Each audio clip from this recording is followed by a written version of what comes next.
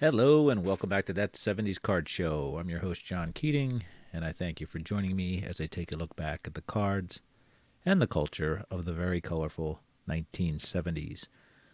We'll revisit a more simple time in our hobby by taking a deep dive into the sets and the stats with a generous amount of dad facts sprinkled in. That 70s Card Show is currently sponsored by nobody. If you have a comment or suggestion, I urge you to drop me a line at that70scardshow at gmail.com, that 70s Card Show on Twitter, or 70s Card on Twitter, that 70s Card Show on YouTube. There we go, John. We did that. Uh, anyway, episode 51 here. I tried a little bit this weekend to do a live YouTube episode 51. It didn't quite work out the way I wanted to. It's somewhere out there on the cloud, probably a rain cloud. But anyway, that's gone. And it was a quick nod to Mother's Day and everything that comes with thanking our moms on their special day. Now, my mom had a big role in my sporting life. As a child of the 70s, my father worked a lot, spent a lot of time commuting back and forth to work. So my mom was the one who took me to my Little League games.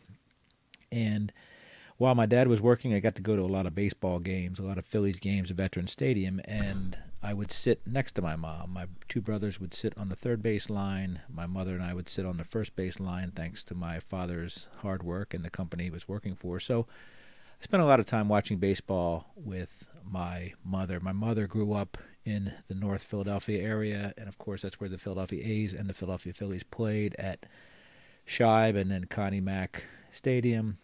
And my mom was an A's fan growing up, and when the A's moved, obviously she became a Phillies fan for sure. So my mom's favorite baseball player that I can recall growing up was Gary Maddox, the Secretary of Defense, out there in center field at Veterans Stadium. Gary, of course, a wonderful player, Vietnam vet, and just all-around good guy for sure. My mother went to school with Lee Elia, who would eventually become a manager in the big leagues. Not much of a major league career, but he did play in the majors. Became a manager, I think, of the Cubs, possibly even the Phillies during those dark years of the 80s. And more importantly, my mom went to school during a time when Wilt Chamberlain was probably the most prominent athlete from Philadelphia for sure. So I remember hearing stories about Wilt Chamberlain from her and her growing up. They graduated, I believe, the same year, 1955. Wilt went to Overbrook High School in Philadelphia. My mother went to Olney High School in the Olney section with the aforementioned Lee Elia. Also, shout out to my wife on Mother's Day. My wife grew up in a family of four girls, had no idea what sports were and are until she done spit out two boys. And of course, my boys played baseball. My oldest played a lot of lacrosse, and my youngest played a lot of travel team baseball. And of course, they're grown men at this point. So no more organized sports with them. In fact, the last time we had a sporting endeavor, I think it was 2019. My youngest son, who is the tallest in my family, he's about 6'3", 6'4". We were playing 2v2 in the driveway basketball, and it was me and my wife versus my two sons, who are both, again, over 6 foot tall. So my wife was kind of monkeying around. My youngest drove to the basket, stepped on my wife's foot, and head-butted her in the eye socket, and her eye kind of blew up, kind of like somewhere between a golf ball and a baseball. So maybe a lacrosse ball sized bump on her upper cheek. And so we took her to the hospital. And turns out that was the least of her problems. When my son stepped on her foot, he broke her foot as well. So, so that's the last time we played sports as a family, and we won't even get near cornhole and pick up the little sandbags. We're afraid of injuring each other. So happy Mother's Day belatedly to my mother, Carol, who is no longer with us. She passed away, I don't know, maybe 30 years ago. And she raised 3 boys, so thank you for that, Mom. Big sports fans, the 3 of us, of course. My wife, same to her. She raised 2 boys. My oldest knows more about sports than I do. My youngest, he's into everything but sports, it seems. But good kids all around, and it's fun because my 2 brothers and I, plus our nephews and my sons, so that's a total of 7 men, all named Keating. We have a group chat. We often spend time chatting about sports, breaking news in sports, and of course, everybody in my family but myself root for Liverpool Football Club. I am a Manchester City fan, so I get a lot of flack from them, and I give them flack back as well. So anyway, it's great to grow up in such a family that has fun with sports and enjoys still talking about sports. Next up on the agenda is something that I'm passionate about and kind of making the rounds now is the 2022 Baseball Card Hall of Fame nominations. They are out. They've been released. There was a video unveiling this year's nominees. Ray from Philly has it on his channel. Mike from This Baseball Card Life has it on his channel as well. I don't know whether Victor, the rookie card specialist, I don't know whether he has put it on his channel yet. But look those guys up. You'll see it on there. There's a link to a Google Doc on their channels, and you can vote for 10 players. And wouldn't that be fun to see those results? I think in June. So Ray's been doing it for a while. Mike as well, and Victor joined in I think last year with them. So really a wonderful thing for our hobby to have, and I thoroughly enjoy when this comes out. I've only been involved with it for maybe 2 years, but as far as voting, but man, I really enjoy the effort they've put into it. Again, get over there and vote, and maybe by the end of the show here, I can show you guys whom I voted for, or I'll wait to show that in a future episode. Of course, it's not a big deal because I think I shared it on Twitter yesterday. So let me see if I can dig that up while we're waiting. I can tell you verbally, but digging it up and showing would probably be more fun. So let me see here.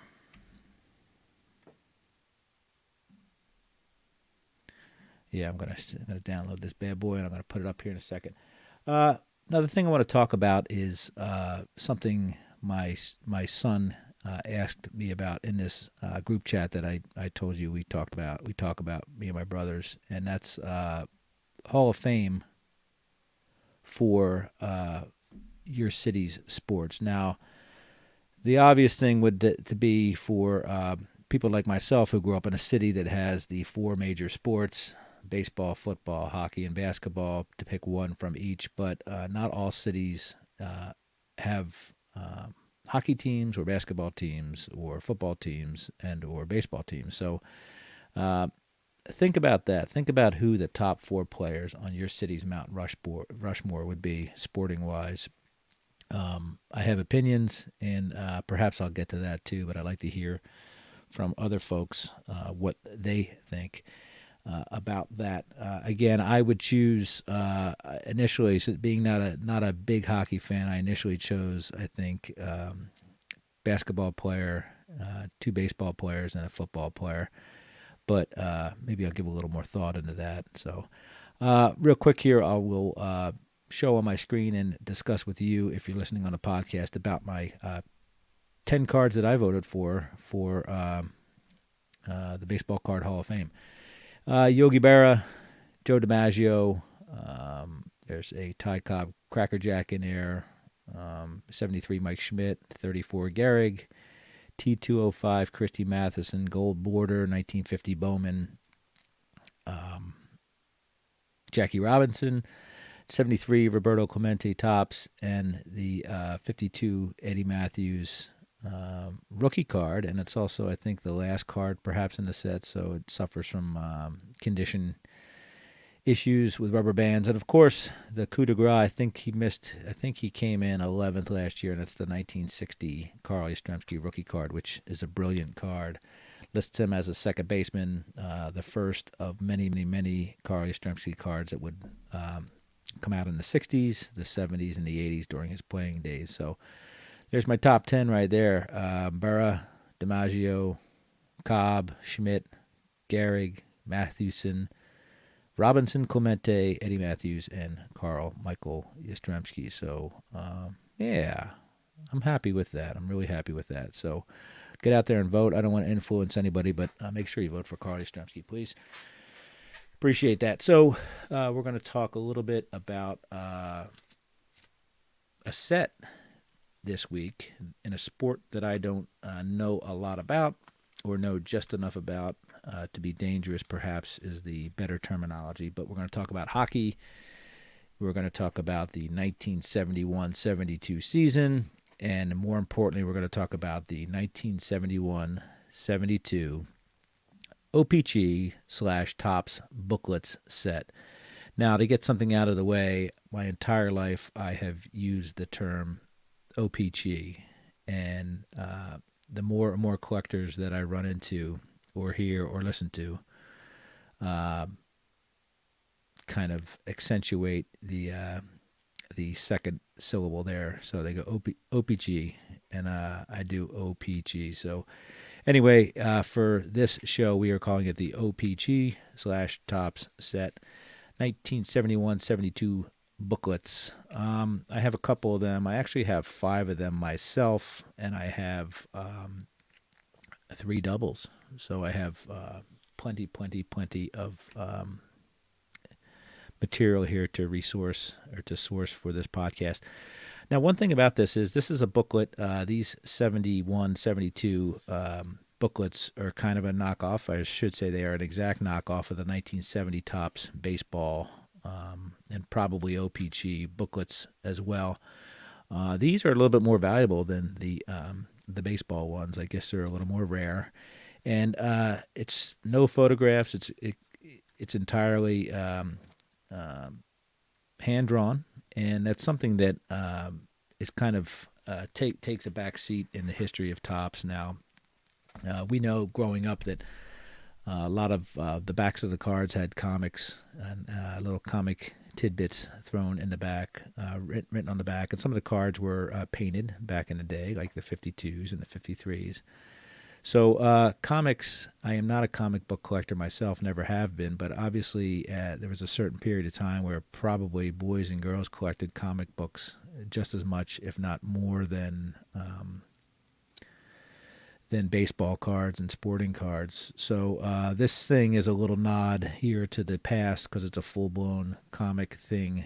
70 Topps booklets for baseball. And interestingly enough, they would put out a set in 79 of comics as well. Different kind of format in wax wrapping. But really, probably the last time we really had comics on our cards or included regularly on our cards that Topps produced. Now, there's a book here that I've been reading called Mint Condition, and truth be told, I'm reading 3 books right now, and I should probably concentrate on one of them. But Dave Jamieson wrote a book called Mint Condition, I think, in 2010, and he essentially dedicates a chapter, almost an entire chapter, to Woody Gelman from Topps, who had a hand in designing and pretty much did design that 52 iconic Topps baseball set. And from 53 on, I think into the 70s, well into the 70s, he was the head of the product development department at Topps. And he employed a lot of true artistic geniuses, not just graphic artists, but comic book artists.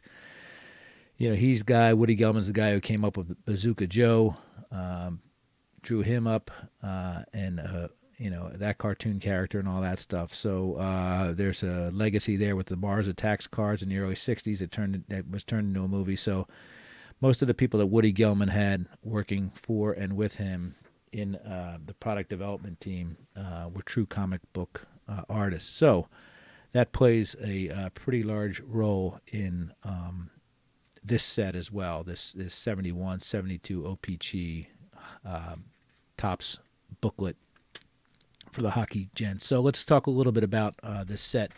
I'm going to read you what is the biography of this set from Beckett O-Pee-Chee, what they say, and it says here, this set consisted of 24 colorful comic booklets in an 8-page format, each measuring 2.5 by 3.5. The booklets were included as an insert with the regular issue of the same year and give a mini biography of the player. These booklets were also put out by Topps and were printed in the United States.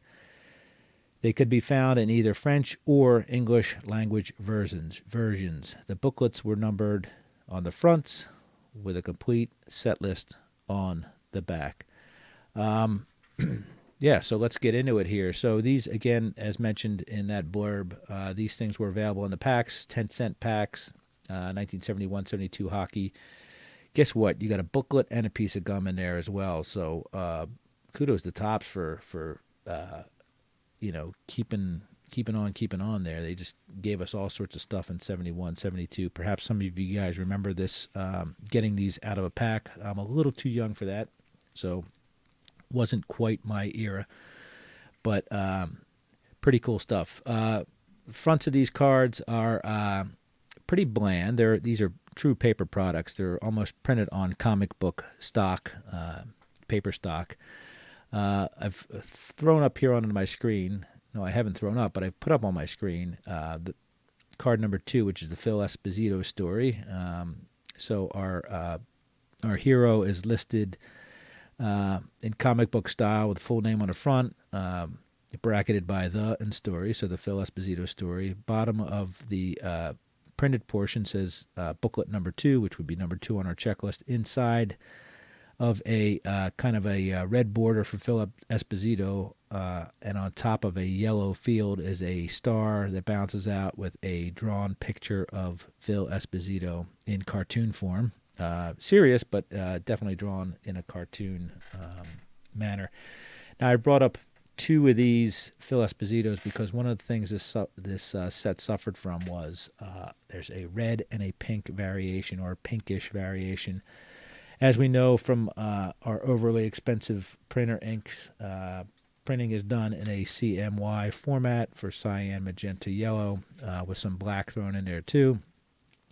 And I guess they kind of, for a while there, didn't quite get the mixture correctly in the printing facility. So one of them came out with a little pinker than the other. I think they're essentially kind of the same pricing from what I gather, but that's with that. So the front of that, again, comic book paper stock, nice little drawing on the front. The back of each card says Hockey Booklet Checklist at the top, collect all 24 bucks at the bottom. And we have our 24 heroes that are listed here. So it's Bobby Hull, Phil Esposito, Dale Talon, who actually I have him right in front of me, Jacques Plant, Roger Crozier, Henri Richard, Ed Giacomin, Gil Perreault, Greg Polis, Bobby Clark, Danny Grant, Al Dalvecchio, Tony Esposito, Gary Unger, Saint Marseille, F. Saint Marseille. I forget what his name is. Maybe I should look it up. It's Frank Saint Marseille, because I have that right there in front of me. Dave Keon, Ken Dryden, Rod Gilbert, Jewel Whiting, Orland Kortenbach, Jude Drouin, Gary Smith, Gordie Howe, and Bobby Orr. Forgive me if I've mispronounced some of these French names. Right below that is a copyright Topps chewing gum printed in the USA, and a mysterious, almost what would look like a IP address at the bottom of this. It's 4-407-10-01- 1, and that's code for something. In the regular 71, 72 set, Topps uses the logos of the teams and the teams' names and all that jazz. But here, there's no indication that the NHLPA or the NHL itself has endorsed this product, even though they came with the regular Topps issues. So kind of interesting. No logos from either the players or the league themselves. If we look on the inside of this, I'm going to show you there a little bit of Bobby Hull's inside of his booklet, pages 4 and 5. True comic book stuff here. Great comic book animation, as well as some of that fine comic book prose. And I'll read a little bit of that to you. I'll read page 4 and 5 to you guys. So we're looking at Bobby Hull boarding a plane, and it says, Hull's wavy blonde hair earned him the nickname Golden Jet. I always heard that hockey players fly a lot, so Bobby Hull's boarding a plane called the Golden Jet. Next frame says, the Blackhawks built their whole team around Bobby Hull, and there's a picture of Bobby Hull standing probably twice as tall as his teammates there, wearing pink uniforms. These guys are not drawn in their normal Bobby Hull's case, Blackhawks uniform, so a little artistic license there. Next up, we have Bobby led the NHL in scoring in only his third year of play with 81 points. And then there's a blurb that says, wow, imagine what he'll do in 10 years. Pretty cool. Next page says, 2 years later, Bobby became the third NHL star to score 50 goals in one season. Move over, Richard and Giaffrione. Here I come, and he's whizzing a ball past a maskless goalie who's got some fine leg pads on, a nice waffle board and a glove, but again, no face mask there. So, these little jobbers come with absolutely zero statistical year-by-year or career stuff, but they kind of try to throw some blurbs out there in their in the little comic book stories that they tell us. 14 Hall of Famers in this set. Okay, so those Hall of Famers are Bobby Hull, Phil Esposito, Jacques Plante, Henri Richard, Ed Giacomone, Gilbert Perreault, Bobby Clark, Al Del Vecchio, Tony Esposito, Dave Kean, Ken Dryden, Rod Gilbert, Gordie Howe, and Bobby Orr. We have all teams represented here. So back then there were, I think it was 14 teams as well. So we had the Bruins of Boston, the Buffalo Sabres, the California Golden Seals, the Chicago Blackhawks, Detroit Red Wings, Los Angeles Kings, Minnesota North Stars, Montreal Canadiens, New York Rangers, Philadelphia Flyers, Pittsburgh Penguins, St. Louis Blues, Toronto Maple Leafs, and the Vancouver Canucks. So all teams represented there. 1, 2, 3, 4, 5, 6, 7, 8, 9, 10, 11, 12, 13, 14. Perfect. 14 Hall of Famers. How's that for symmetry? Pretty cool. So up on the screen, if you're watching, you'll see the entire set sprawled out on a nice piece of Coroplast. So again, there's 24 of these booklets, and there are 24 variations because we have the red-ish version and the pink-ish version as well. Standard size, as we said, 1 per wax pack. Let's talk a little bit about maybe their worth. Set price here will run you on the low end $50 and the high end $125. That is per the Beckett O-Pee-Chee. Commons are $1.25 to $3. Heading over to the Beckett O-Pee-Chee Stat Zone, total value of the cards is $165. Average value is $6.88 for the 24 cards. Now, the moment you've been waiting for, the top 5 valuable cards of the 1971-72 O-Pee-Chee Topps Hockey Booklet Series. We're looking at $10 to $25 for the Bobby Orr, $8 to $20 for the Ken Dryden. That's Beckett Low and Beckett High, by the way. $8 to $20 for Gordie Howe. $6 to $15 for Bobby Hull, and $5 to $10 for Bobby Clark. So that's a Bruin, a Canadian, a Red Wing, a Blackhawk, and a Flyer. One thing I do want to apologize for, our pal Victor Roman Sr. mentioned about podcasters using visual aids in their presentations. I apologize. I am guilty of that for sure.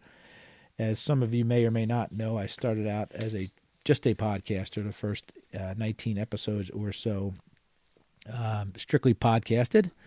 And then episode 20, thanks to Rich Klein, I moved over to video and the support of people like Kim Kinsley and stuff like that. I've now do podcasting and YouTubing. So I will use visual aids, and I will try to be better and more cognizant of the fact that not everybody can see the screen while I'm doing my jam up here. So that's it. Hopefully, kind of a short episode, I know, but got a lot going on right now for sure. So thanks for joining me this week as I take my journey back in time. If you have a comment or suggestion, or perhaps you have a set from the 70s you'd like to hear more about, please don't hesitate to reach out to me at ThatSeventiesCardShow@gmail.com, ThatSeventiesCardShow on YouTube, or 70s Card on Twitter. If you're listening there in your car, or at your job, or in the gym, or sorting cards, you'll be hearing the music by Mango Safari, which is available on iTunes. Again, thanks everybody for the kind words they've written and said to me. I appreciate that so much. I'll try to highlight some of the comments and questions that people may have had over the last couple weeks on an upcoming episode. So enjoy your collecting, and more importantly, enjoy your collection. And please, please be safe, everybody. Thank you very much.